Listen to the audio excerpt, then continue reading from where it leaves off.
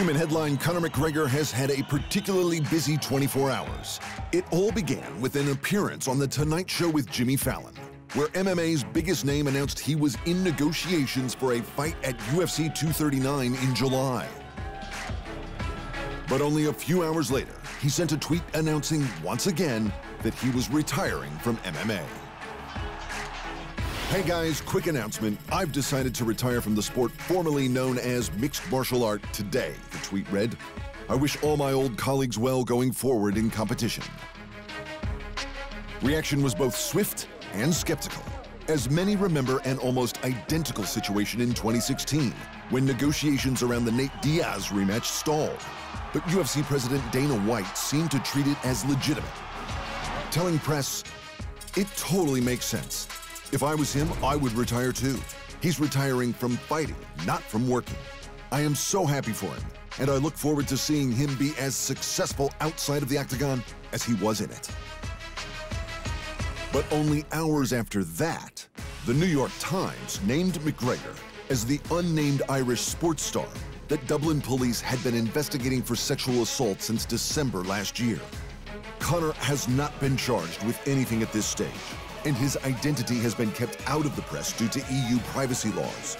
No connection between any of the incidents has been uncovered.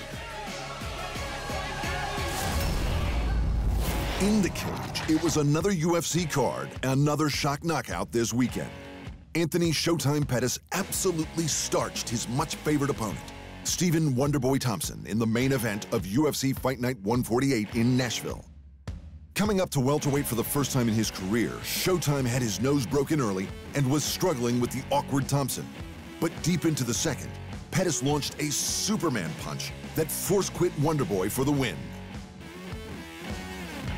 And in the wake of TJ Dillashaw's abdication of the bantamweight throne, arguments have begun over who should fight for the belt. The most likely matchup at this stage is between #1 contender Marlon Moraes and flyweight champ Henry Cejudo.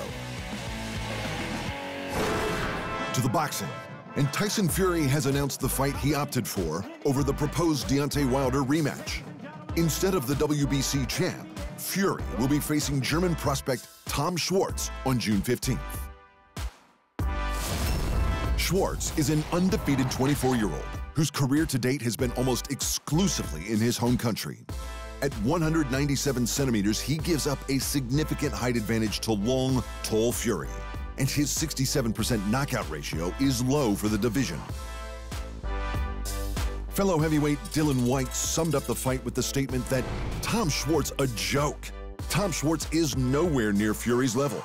Piece of piss. Easy fight.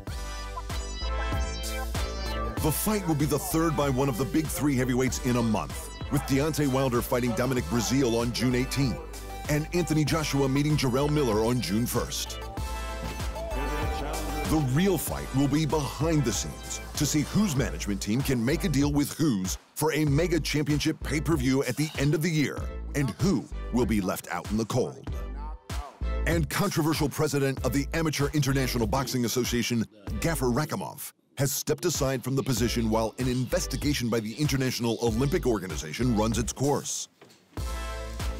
Rakhimov assumed the presidency under accusations of heroin trafficking and with his name on a U.S. Treasury sanctions list, so his position has always been problematic. Depending on the result of the investigation into judging, anti-doping, and AIBA debts, the IOC could de-recognize the association as early as June, putting boxing's status as an Olympic sport in peril. Of course, Anthony Pettis won a performance bonus for his consciousness uncoupling of Stephen Thompson at UFC Fight Night 148. Randa Marcos bullied her way to the other 50 grand, and Bryce Mitchell and Bobby Grant took home Fight of the Night. At Bellator 218 in Oklahoma, Emmanuel Sanchez took his tally over Georgi Karakhanyan to 2-0 with a unanimous decision. Valentin Moldavsky shut out Linton Vassell in the co-main.